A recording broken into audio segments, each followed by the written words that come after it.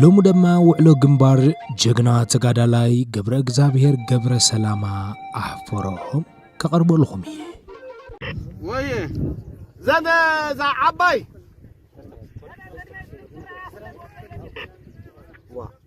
زا عبير كان نتراي مجرشا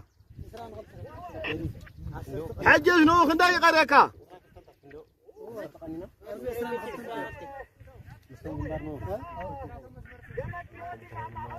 اوه انا نعطي حاجه مسمر انا غير عركني حراي اذا قدمي هذا العبينا مجرشا على وين يراي كان انديو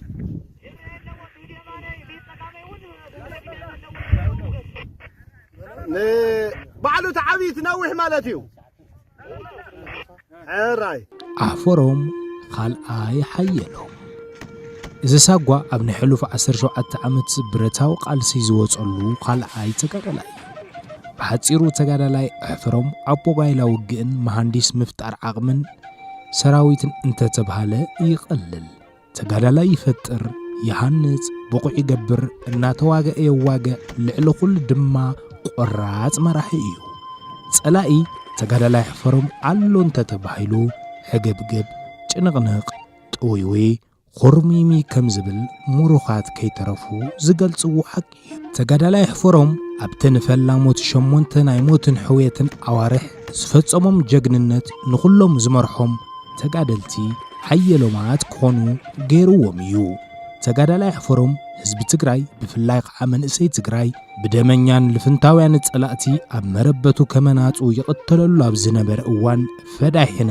ቀታላይ ተጋዳራይ ፈጢሩ ብግብሪ ኸዓን ጸላእቱ በቲኹ በታቲኹ ዘርኤ ጀግና ተጋዳላይ እዩ ንሱ ዝመርሖም ተጋደልቲ ኣሃዱኻ መንያ ተባሂሎም እንትሕተቱ ኣሕፈሮም እየ ዝብል መልሲ ይብኹም ኣስተብህሉ ኣሕፈሮም እየ እምበር ናይ ኣሕፈሮም እየ ኣይኮነን ዝብልኹም ጀግንነትን ስብእናን ተጋዳላይ ኣሕፈሮም ልዕልዚ ከም ዝግለጽ ሕድሕድ ዝመርሖም ተጋደልቱን ዝውዓሎም ዓውደ ውግኣትን ዝምስክርዎ ኮይኑ ካብዚ ብምብጋስ ድማ ኣይሰምዕን እየ ዝብል ሳጓ ዝተወቀጡሉ እዩ እቲ ድምፃዊ ወይም ድምፃዊ ሰለሙን እምቢ ኣይሰምዕን እየ ኢሉ ዝደረፈሉ ምኽንያት እውን ካብዚ ብምብጋስ ኮይኑ እታ ክፍለ ሰራዊት ኣሕፈሮም ትውከሎን ትገልጸሎን እውን ኮይኑ እታ ደርፊ ነታ ክፍለ ሰራዊት ኣሕፈሮም ትውክልን ትገልጽን እውን ኮይና ተናታታት ብውዛሕ ፍንጫይ ኻትሰብር ዓርከኒ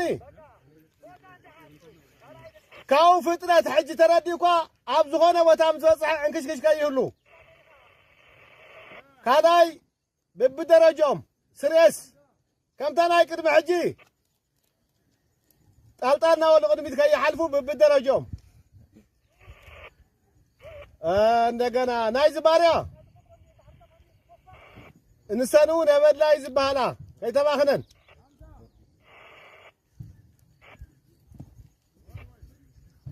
هراي እምበኣር ንሎማዓንቲ ክፍለ ጦር ኣሕፈሮም ኣብ ወፍሪ ኣሉላ ዝፈጸመቶ ጀግንነት ሕጽር ኣቢለ ከቕርበልኩም እየ ክፍለ ሰራዊት ኣሕፈሮም መበገሲኦም ካብ ዓዲ ኣሕፈሮም ዝግባን ዓጋሞ እዩ ኣብ ክባታት ጸላእ ኮይኖም ወታደራዊ ታዕሊምን ስልጠናታትን እናወሰዱ ድሕሪ ምጽናሕ 6 ሰነ 2013 ዓመተ ምህረት ንምረቓ በቂዖም ቀጥታ ምስተመረቁ ድሕሪ ሰዓታት ክብገሱ ብስልኪ ናብ ተጋዳላይ ገብረ እግዚአብሔር ገብረ ሰላማ ዓዲ ኣሕፈሮም ትእዛዝ ተውሃበ እቲ ትእዛዝ ንልኡኽ ተበገስ እዩ ኣብ ጓጓ ህዝቢ ሒደት ኣዋርሕ ወታደራዊ ስልጠናታት ክወስዱ ዝጸንሑ ተጋደልቲ ትግራይ ድሕሪ ለይትን ቀትርን ጉዕዞ ብነበለት ቆሪጾም ምስ ጸላእና ተዋግኡ ሩባ ወርዒ ዓበርገለ ተሳጊሮም ዓልዓሳ ተዋጊኦም ብቐጥታ ሃገረ ሰላም ብምእታው ተጎጓ ቆሪጾም ኣተው ተጎጓ ኣብ ዝበጽሕሉ ወቕቲ ደብዳብ ነፋሪት የጋጥምሞ ናይ ዕድል ጉዳይ ኮይኑ ዝተወቕዐ ተጋዳላይ ኣይነበረን የግዳስ ኣብ ሰላማውያን ሰባት ዝበጽሕ ደብዳብ ዝያዳ ኣሕሪንዎም ብዓዲ ዕሽር ቆሪጾም ኣብ ዘይዛርን ሰንሰለታውን መስርዕ ረቢቦም ንኣንፈት የጭላ ኣምርሑ ብቐጥታ የጭላ ድሕሪ 11 መዓልቲ ሓያል ድኻምን ጥሜትን ጉዕዞ ብ18 ሰነ 2013 ዓመተ ምህረት የጭላ በጽሑ ተጋዳላይ ገብረ እግዚአብሔር ገብረ ሰላማ ዓዲ ሕፈሮም ምክትል ተጋዳላይ ባይቶ ገብረ ኺዳን ጋይም ተኪኤ ሸጓዕ ብምዃን ኣሃዶም ኣሰሊፎም የጭላ ኻሊእ ትእዛዝ ክወሃቡ ይጽበዩ ኣለዉ። ሬጅመንት ሓደ ብተጋዳላይ ዘርኡ እናተመርሐት ኣብ ጉዕዛኣ እናተፋለመት እያ ኣብቲ ዝተደለየ ቦታ ዝበጽሐት። ብተመሳሳሊ ሬጅመንት 2 ብተጋዳላይ ሹምቤት እናተመርሐት ኣብ ጉዕዞ ዘጋጠማ ዝነበረ መሰናኽላት እናበድህት ንኻልእ ትእዛዝ ድማ ትጽበ ነበረት። ሬጅመንት 3 ብተጋዳላይ ኢሳያስ ኣዛዚ ምክትል ድማ ተጋዳላይ ኖርዌይ እዮም ዝነበሩ። ሬጅመንት 4 ተጋዳላይ ህንፃ ኣሃዶ ኣሰሊፉ ጀግንነት ክፍጽም ናብ ተልእኹ ጥራሕ ይስድሩ ነይሩ። ሬጅመንት 5 ወይ ድማ ሞርታር ተጋዳላይ ምሕዝዩ በቐረባ ኣሃዱ ዘተሓባብራ ነይሩ። ኣብ መባእታዊ ሕክምና የጭላ ብተጋዳላይ ሕፍሮም ሕፅር ዝበለ ኦሪንቴሽን ከም ኣሃዱ ተዋሃቦም። እቲ ካብ 11 ሰነ ክሳብ 17 ሰነ 2013 ዓመተ ምህረት ዝነበረ ህሉው ኩነታት ተዘረቦም። ክሳብ ሕዚ 3 ግዜ ጸላኢ ረጊጽና ኣሎ። ካብዚ እንተጥሒሱ ድንበርና ተሳጊሩ ናብ ደንበሩ ይኣትሎ። ሕነ ህዝቢ ከይፈደና ስለዚ እዛ ንሕና እንሕዛ ዓርዲ ሃለዋትን ድሕንነትን ተረጋግጽን ሕነ ህዝቢ ንምፍዳይን እዩ በለ ተጋዳላይ ኣሕፈሮ። ሽዑ ተጋዳላይና ከጋጥሞን ዝኽእል ኩሉ ዓይነት ዘጋጥም መስዋዕትን መቁሰልትን ዝሕፈስ ዓወትን ብልዑል ወነ ሓንጎፋ ኢሉ ተቐቢልዎ እዩ። ዕጥቂ ተጋደልቲ ሓንቲ ክላሽ ንሰለስተ ሒዞም ተሓናነቕ ምስ ጸላኢ ገጠሙ። ናብ ዝተውሃበ ተልእኾ ኣምርሑ። መጥቅዕን መከላኸልን ኣንፈቶም ንጹር መምርሒ ተቐቢሎም ኣለዉ። ኣብ ማእኸል ስሕበት ጽርግያ ኣትዮም ጸላኢ ከይሓልፍ ከዓጽውን እዩ። ኣብ ሬጅመንት ዝኾነት ዋዕሮ ተጋዳሊት ለታይ ጥይት ወዲኣ ምስ 3 ወታደር ፒፒ ኢድ ብኢድ ድማ ገጠመት። እቶም 2 ድማ ቀተለቶም። ካልእ ብሓይሊ ማዕበል ጸላኢ ጋንቱ ሒዙ እናተዋግአን እናዋግአን ተጋዳላይ ባህልቢ ይፍጠር ተማረኸ። ደሓር ተጋዳላይ ተሪር ብጻዩን ጋንታ መራሒኡን ክማረኽ እንትርኢ ንላዕለዋይ ኣዛዚኡ ዝነበረ ተጋዳላይ ኖርዌይ እትዘጋጠመ ኩነታት ነጊሩ እንታይ ክገብር በለ። መልስ ኖርዌይ ድማ ንጸላእት ፈሊኻ በሎም በሎ። ተጋዳላይ ተሪር ድማ ነቶም 3 ወታደራት ፒፕ ዓሊሙ ብምቕታል ፈልዩ ኣትረፎ።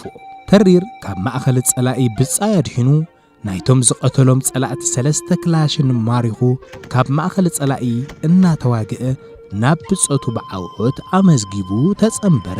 እዚ እታ ታሪክ ኣብ ነውስ ወከፍ ተጋዳላይ ዝተሰርሐ ጀግንነት እዩ። ነተኣህዱ ምግባይ ሃይለ ግብረ ሃይል እያ ዝኣህዱ ተዘይትመጽእ ጸላኢ ከምልጥ ይኽእል ነይሩ እዩ በለ። ኣይሰምዕን የዝብል ስያመ ክፍለ ሰራዊት ሕፈሮም ዝተሰየመት ኣብ ዝስርሒት እዚ እዛ ብዓዲ ሕፈሮም ዝተሰየመት ኣይሰምዕን ዝተባሃለት ኣሃዱ ፈለማ ሒዛቶ ዝተበገሰት ተተኳሲ ዓቕምን ድሓር ብዘካየዶ ትዕውት ስርሒት ዝማረኾቶም እንሆ ከምዚ ዝስዕብ ይመስል ነይሩ። እዞም ብቀጥታ ካብ ታዕሊም ናብ ውግእ ዝኣተወት ኣሃዱ ካብ 0 ሞርታር 6 ሞርታር ካብ 1 ድሽቃ 21 ድሽቃ ካብ 2 ብሬን 61 ብሬን ካብ 1 ስናይፐር 38 ስናይፐር ሬድዮ 2 ድሓር 57 ጨበጠት 411 ክላሽ ናብ 1600 ክላሽ ተማረኸ። እዚ ስርሒት ብክፍለ ሰራዊት ኣሕፈሮም ኣይሰምዕን ዝተገበረ ወፍሪ ኣሉላ ቅያን ዛንታ ውዕሎ ተጋደልትን እዩ። ብዋናነት ዝኣሃዱ ናብ ጉዕዞ ማእኸል ዓዲ ሰርሐቶም ቅያታት ክነቕርበልኩም ኢና። ብፍላይ ናብ ኣርሚ ምስ ዓቤት ኣርሚ 22 ወይም ኣይሰምዕን የብል ኾነት ኣብ ጋሸና ዘካየደቶ ዕውት ናይ ምክልኻልን ምጥቃዕን ውግእ ኣብ ጋሸና 81 መዓልቲ ኣብ ድፋዕ ብምዃን ንዝመጽእ ጸላእ እናቐሽመደት ታሪክ ዝሰርሐት እያ። ኣሕፈሮ ክብርን ሞጎስን ንጀጋኑ ሰማዕታትና።